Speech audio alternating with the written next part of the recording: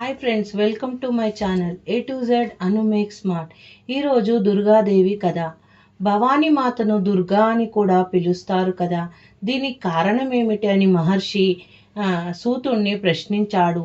దుర్గుడనే రాక్షసుని చంపినందువలన దుర్గా అనే పేరు వచ్చింది. పరాశక్తి అందరికీ అందరానిది. ఆవిడ నందకోవటము అంత దుర్బలము కావుననే ఆమెని దుర్గా అని పిలుస్తారు.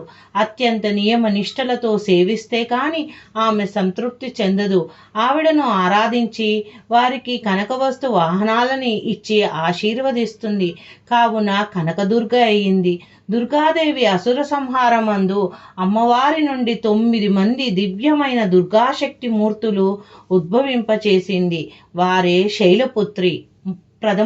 మొదటి రోజు, రెండవ రోజు బ్రహ్మచారిణిగా, మూడవ రోజు కూష్మాండిని, నాలుగవ రోజు చంద్రఘట, ఐదవ రోజు స్కందమాత, ఆరవ రోజు కాత్యాయిని, ఏడవ రోజు కాలరాత్రి, ఎనిమిదవ రోజు సర్వసిద్ధి, తొమ్మిదవ రోజు భైరవి.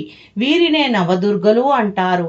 నవదుర్గలను స్మరించినంత మాత్రముననే అమ్మవారి అనుగ్రహమునకు పాత్రులై సకల సిద్ధిని పొందగలరు. మనకున్న కష్టాలు దోషాలు అన్నీ తొలగిపోతాయి.